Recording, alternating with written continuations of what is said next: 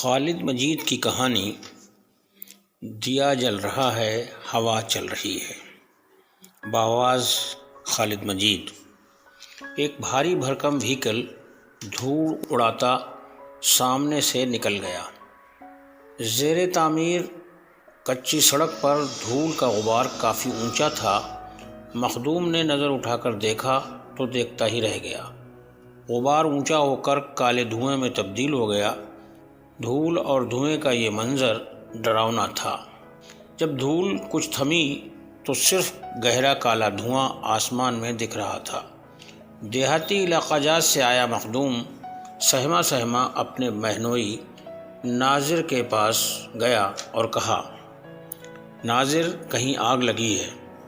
مخدوم کو خوفزدہ دیکھ نہ تو ناظر پل بھر کو رکا اور نہ ہی اس نے کوئی کمنٹ کیا۔ اس کا ہاتھ مشینی انداز سے چلتا رہا۔ وہ ایک تندرست فوجی کے بھرے ہوئے چہرے پر صابن لگا رہا تھا۔ وہ کچھ کہتا یا پھر مخدوم دوبارہ کچھ کہتا۔ فوجی نے کہا، فیل نگر میں کسان کھیتوں میں پرالی جلا رہے ہیں۔ ناظر اب بھی پورے انہماک سے شیونگ کر رہا تھا۔ اس کے ہاتھ اور زبان ایک ساتھ چلتے ہیں۔ ہاتھ صابن، تولیہ، پانی، ریزر اور بالوں، مونچھوں اور قلموں پر کام کرتے ہیں اور زبان لگاتار کینچی کی طرح چلتی رہتی ہے۔ اب گراہک بھی کیا کرے، وہ پوری طرح سے اس کی گرفت میں ہوتا ہے۔ سیاست، معیشت، غریبی، بے روزگاری، بیکاری اور بے بسی کے علاوہ فلمیں، مارکاٹ اور دیگر موجودہ حالات پر تفصیلی تبصرہ ناظر کے کام کا حصہ ہے، جسے بولنے سے پہلے وہ اس آدمی کی جسامت، بردباری اور روب دیکھ کر اپنی سطحی باتیں اس کی ہاں میں ہاں ملا کر شروع کرتا ہے۔ اس وقت فوجی سے اس کی بات چیت پرالی، کھیتوں میں بچے ہوئے گیہوں کے باقیات جلانے پر ہو رہی تھی۔ مخدوم بہنوئی کو خاموش اور کام کرتا دیکھ اپنے آئینے کے سامنے کھڑا ہو گیا اور وہیں سے بہت دور تک آتے لوگوں کے چہرے دیکھنے لگا۔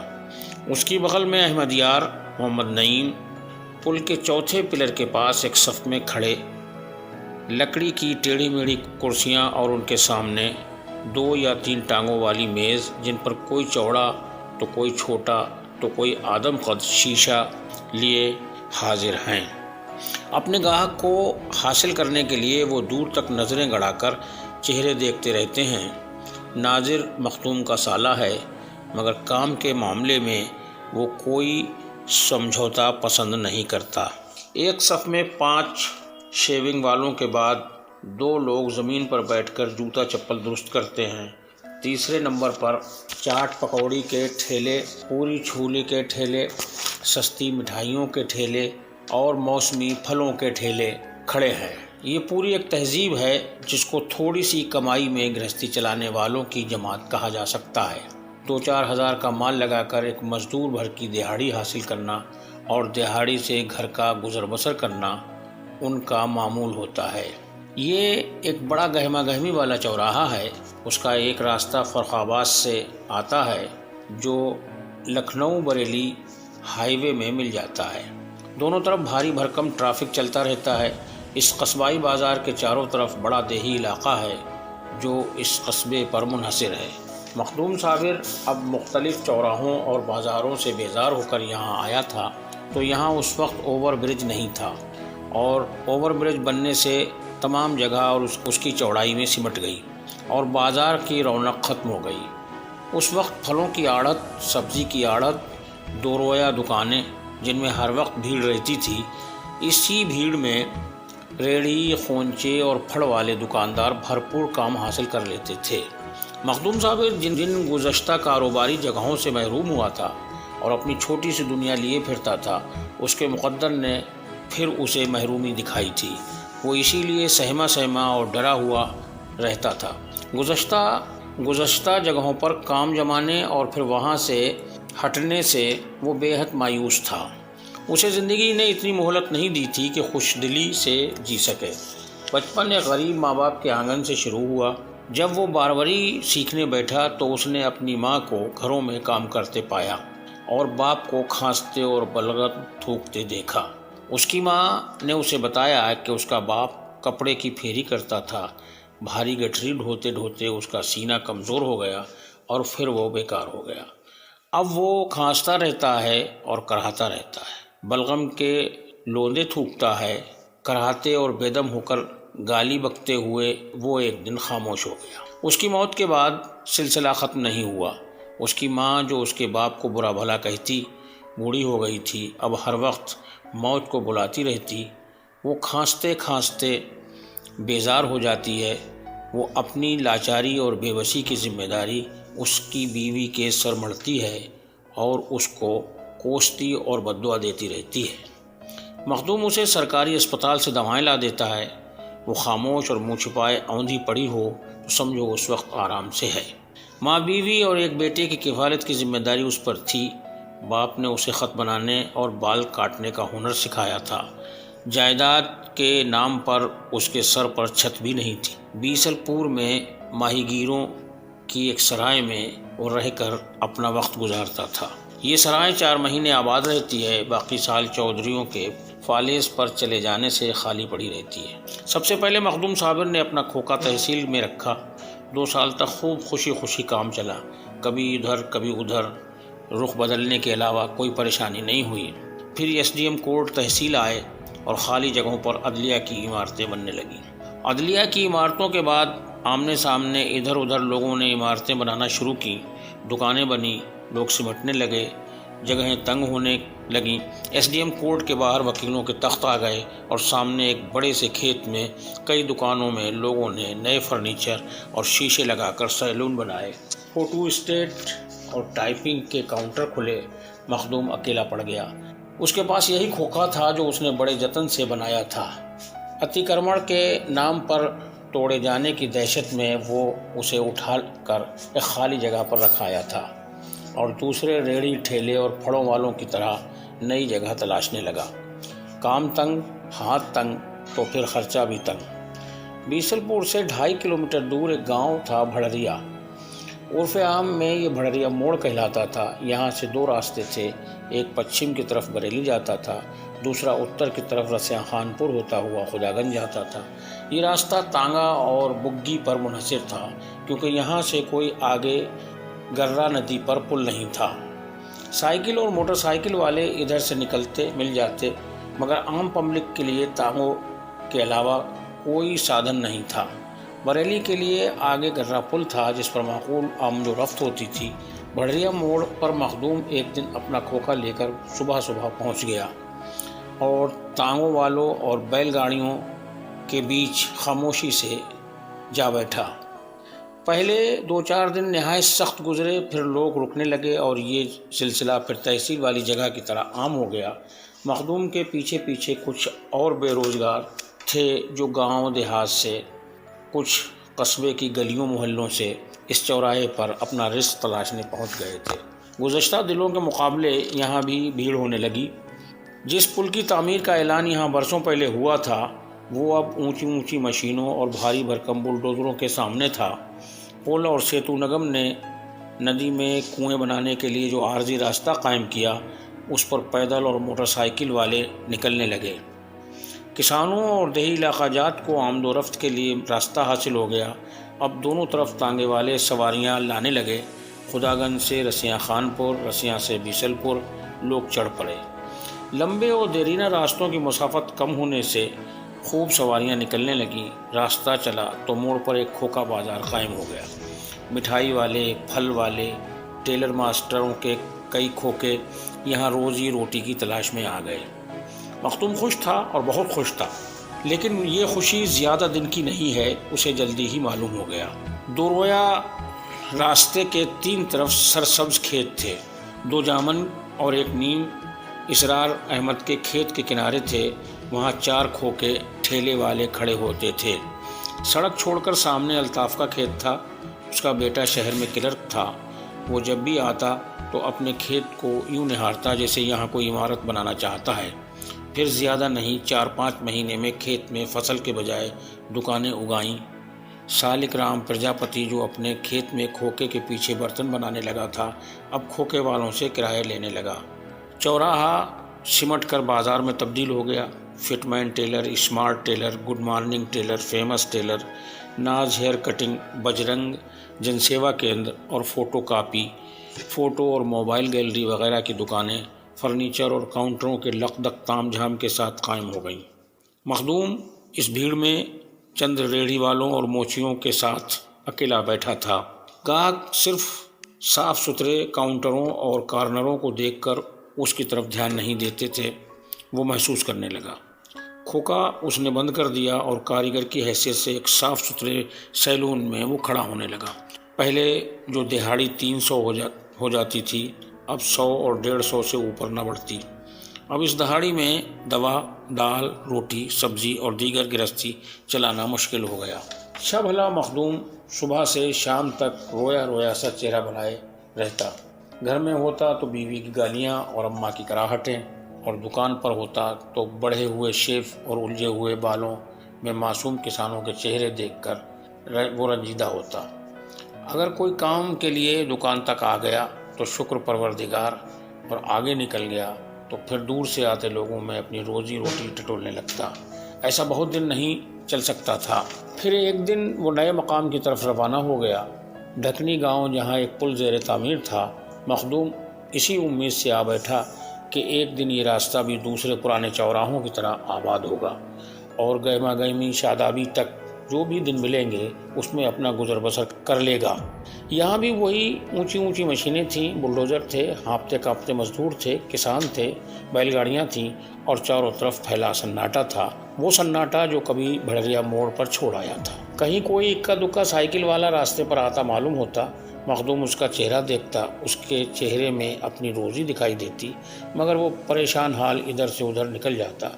देही रास्ता जैसे चलते थे वैसे ही चल रहे थे। मखदूम साबिर मायूस तो था मगर नाउम्मीद नहीं, क्योंकि उसे यकीन था कि कुछ ही दिन में यहाँ काम हंगामी हालत में बदल जाएगा। फिर इंजीनियर होंगे, मजदूर होंगे और गांव के तमाशबीन होंगे। पहले सन्नाटा ख़त्म होगा, फिर गहमा गहमी शुरू होगी, तो काम इस तरह चल निकलेगा जैसे मुख्तलिफ चौराहों पर होता था। उसे वो पाकड़ दिख रही थी जहाँ भड़रिया मोड़ पर कुछ बूढ़े शाम को इकट्ठा होते थे और उनकी आमद मोड़ की जीनत होती थी। वही हुआ। गुज़श्ता मोड़ की तरह काम चला। गांव के दुकानदार हफ्तावारी बाजारें छोड़कर यहाँ पूरे दिन टिकने लगे। रामू धोबी, किराने वाला, मोर सिंह और 2-3 टेलर चौराहे पर आ टिके। रौनक और बढ़ी। अब गांव के शोहदे भी चूड़ी वाली दुकानों के आसपास मंडराने लगे। जैसे जैसे चौराहा आबाद हो रहा था, मखदूम का चेहरा सफ़ेद होने लगा था। उसके चेहरे पर अंदेशों के काले सांप लहराने लगे।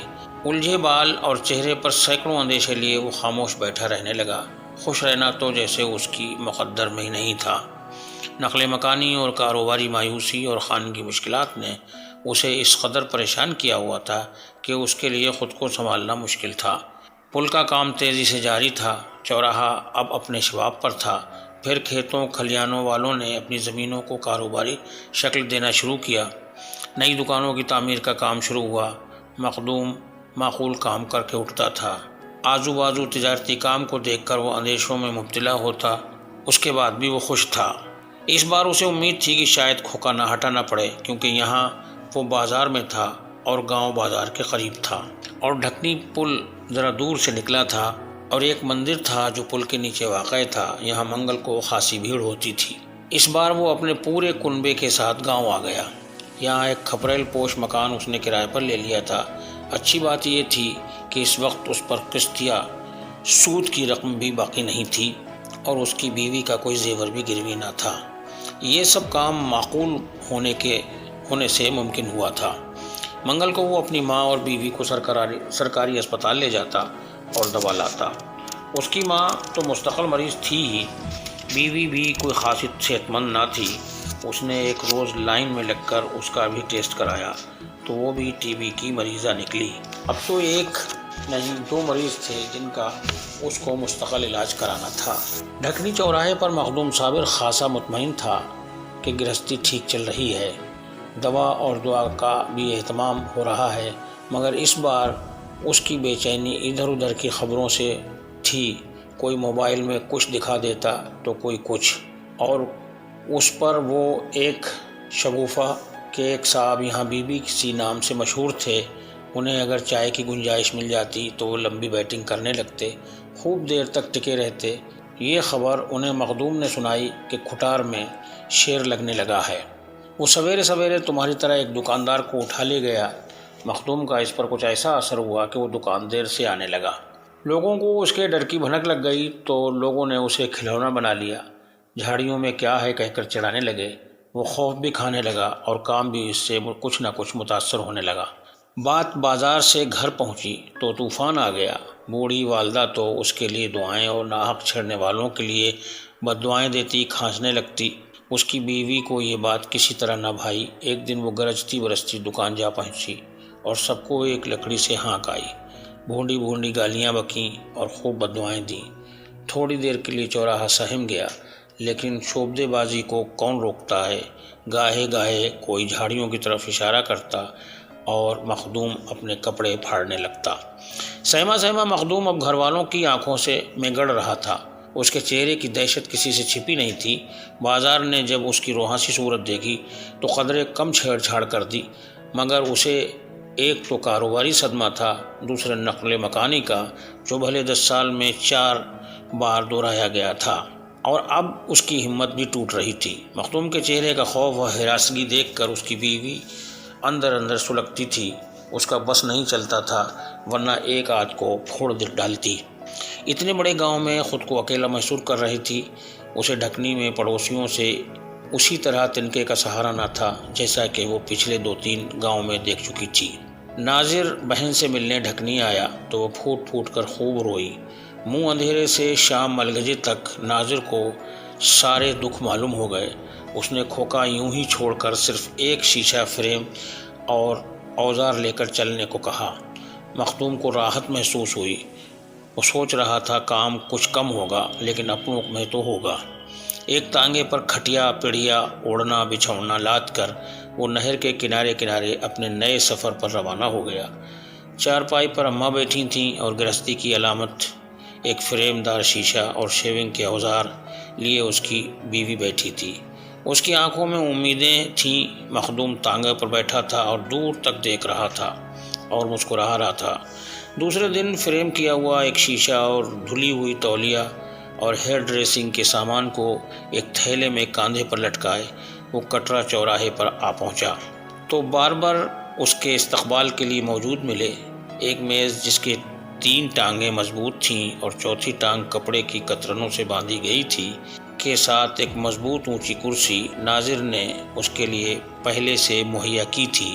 مخدوم میز پر آئینے لگا کر کرسی کی پشت پر تولیہ ڈال کر سلیقے سے کھڑا ہو گیا۔ اس کا لباس بھی سلیقے کی گواہی دے رہا تھا۔ کھلی ہوا، کھلی دھوپ، کھلی ہوئی دھوپ اور لوٹتے سورج تک مخدوم نے 120 روپے کا کام کیا۔ ناظر کے ساتھ وہ سرائے پہنچا۔ اس کی بیوی نے سرائے کے کھلے برآمدے میں اپنی گرہستی جما دی تھی۔ وہ بڑے دالانوں والی ایک بڑی سرائے تھی۔ وہ بہت مطمئن تھا اور امید کر رہا تھا کہ یہاں نہ تو نقل مکانی کا اندیشہ ہے، نہ کاروباری سستی کا اندیشہ، نہ مفت کی بحثیں اور نہ دوسرے خوف۔ وہ بہت خوش تھا۔ پل کی تعمیر کا کام جاری تھا۔ راستے کو چوڑا کرنے اور پل کو قائم کرنے کے لیے درختوں اور مکانوں کو گرایا جا رہا تھا۔ مشرف خان کی پلیا سے چوراہے تک سڑک دونوں طرف 20 میٹر تک مکانیں اور دکانیں اور درخت گرائے جانے کا کام جاری تھا۔ چوراہے پر پلر کا کام جاری تھا۔ یہیں سے پل کے 2 راستے اور قائم ہونے تھے۔ چوراہے کے روایتی کام ابھی جاری تھے۔ کیلے، پھلوں کی آڑت اور سبزی کی آڑت موجود تھی۔ باہر سے آئے light vehicle, D C M اور چھوٹی گاڑیاں آدھی رات سے چوراہے پر قیام کرتے تھے۔ صبح تک سبزی فروشوں اور مزدوروں کی گہمی برقرار رہتی تھی۔ صف باندھے دکاندار اپنے اپنے کام میں مصروف رہتے تھے۔ چھولے بھٹورے، پوری سبزی، حلیم، کچوڑی اور بریانی کے ٹھیلے صبح 10 بجے تک اپنا مال نپٹا لیتے تھے۔ 10 بجے کے بعد دیہی بازار شروع ہو جاتا تھا۔ مخدوم اور دوسرے ٹھیلے والے سویرے ہی آدم اٹھتے۔ جب تک خوب اجالا ہوتا خوب کام ہو جاتا تھا۔ ناظر کے مقابلے مخدوم کم بولتا تھا۔ کچھ تو ٹھکانہ بدلنے کا دباؤ تھا، کچھ نئی جگہ کا روب تھا۔ مخدوم خاموشی سے کام کر رہا تھا۔ وہاں بیوی سے تھے اور تمام طرح کی خبریں تھیں۔ ادھر ادھر کی لوگ باتیں کرتے تھے۔ یہاں BBC تو نہیں تھے، مگر انہی کی طرح کئی مفت خورے تھے جو دن بھر اسی طرح کے کام میں مصروف رہتے تھے۔ کام میں بھی فرق تھا، وہاں 4-5 لوگوں پر گنتی کا کام تھا، یہاں کام لائن سے موجود تھا۔ 6 مہینے تک تو درختوں اور مکانوں کی صفائی کا کام چلتا رہا۔ چوراہے پر 4 پلر اگ آئے تھے، ان سے یہ طے ہو گیا تھا کہ سڑک کہاں قائم ہو رہی ہے، مگر سڑک ابھی پلرز کے بیچ سے جاری تھی۔ خونچے اور ریڑھی والے آڑھتیوں کے سامنے کھسک کر پلرز کے کنارے آ گئے تھے۔ تبدیلی تو ہوئی مگر کوئی روزی روٹی سے متاثر نہیں ہوا۔ کئی مہینے یوں ہی گزر گئے۔ اس بار آڑھتیں نئی جگہ کی طرف چلی گئیں اور خونچے اور ٹھیلے والے قبرستان کے کنارے آ گئے۔ اس طرح کوئی 3 سال گزر گئے، کبھی اس رخ کو تو کبھی اس رخ کو بازار چلتا گھسٹتا رہا۔ مخدوم جو تبدیلی دیکھ کر سہم جاتا تھا، ڈر جاتا تھا، اب دھیرے دھیرے حالات کا عادی ہو رہا تھا۔ آڑھتوں کے ہٹتے ہی سبزی فروش اور مزدوری والے ان کے ساتھ ہی منتقل ہو گئے، اب صرف دیہی بازار کا کام رہ گیا تھا۔ پھر ایک دن بڑی تبدیلی ہوئی اور سارے خونچے اور ٹھیلے والے، پھل فروش، باربر اور سستی مٹھائی والے پلرز کے نیچے سے ہٹا دیے گئے۔ اس تبدیلی سے مخدوم صابر قطعی پریشان نہیں ہوا، کیونکہ اب وہ سمجھ گیا تھا کہ ہم اٹھائی گیرے ہیں جن کا کوئی گھر نہیں ہوتا۔ جہاں سر جھپانے کو جگہ ملتی ہے، وہیں رات، وہیں بسیرا۔ آئے دن تبدیلی ہوتی ہے مگر کہیں نہ کہیں جگہ مل جاتی ہے۔ اس کے کانوں میں ایک آواز گونج رہی تھی جو اسے ایک گاہک کے موبائل سے سنی تھی۔ نہ ہارا ہے عشق، نہ دنیا تھکی ہے، دیا جل رہا ہے، ہوا چل رہی ہے۔ بشکریہ خمار بارہ بنکی۔ یہ کہانی اگر آپ کو پسند آئی ہے تو لائک کریں، شیئر کریں اور سبسکرائب کریں۔ خالد مجید۔